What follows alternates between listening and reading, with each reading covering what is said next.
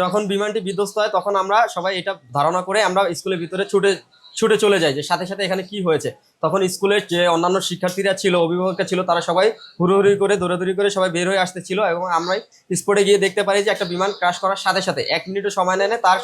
আগেই বিমানটিতে আগুন ধরে যায় এবং সাথে সাথে আগুনটি পুরো ভবনে ছড়িয়ে পড়ে এবং সেখানে অনেক শিক্ষার্থী, ছোট ছোট বাচ্চারা সেখানে আটকা পড়ে এবং আমাদের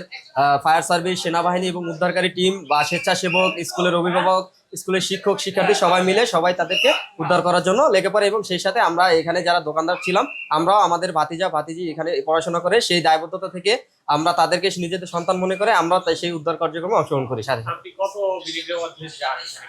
আমি একটা 20-এর ভিতরে ওই ভিতরে ঢুকি। আমাদের একটা 13-তে আমাদের একটু বুঝতে সময় লাগছিল। সবাই যখন দৌড়াদৌড়ি করে বের হয়ে আসতেছিল আমরা ভাবতেছিলাম যে এটা কোন ধরনের ঘটনা, সেটা আমরা কিছুক্ষণ পর্যবেক্ষণ করার পরে আমরা শার্টটা লাগিয়ে আমরা সাথে সাথে ভিতরে দৌড় দিয়ে চলে যাই। তখন যে যার মতো দৌড়াদৌড়ি করতেছিল, কেউ কারো জীবন বাঁচাচ্ছিল, কেউ তার বাচ্চারে খুঁজতেছিল, আমি আমার ভাতিজিরে খুঁজতেছিলাম, সবাই বাচ্চাদেরকে বের করার জন্য আপ্রাণ চেষ্টা করতেছিল এবং অনেক উৎসুক জনতা ভিড় করতেছিল, এলাকাবাসী সবাই চলে আসছিল। আমি ভিডিওতে রাতের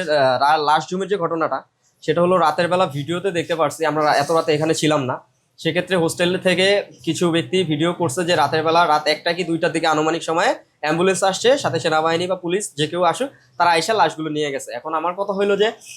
এখানে লাশ গুম করার কিছু নাই, লাশ গুম করার মতো কিছু হবেও না, কারণ স্কুল কর্তৃপক্ষের কাছে প্রতিটা বাচ্চার নামের লিস্ট আছে, সেই দিন কতজন উপস্থিত ছিল সেই উপস্থিত খাতাটি যদি পুড়েও যায় তারপরও তাদের ভর্তি তথ্য আছে, সেখানে তাদের স্টুডেন্ট সংখ্যা কত ছিল, মোট ছাত্রছাত্রীর সংখ্যা কত ছিল, নিচতলায় দ্বিতীয় তলায় টোটাল ছাত্রছাত্রীর সংখ্যা,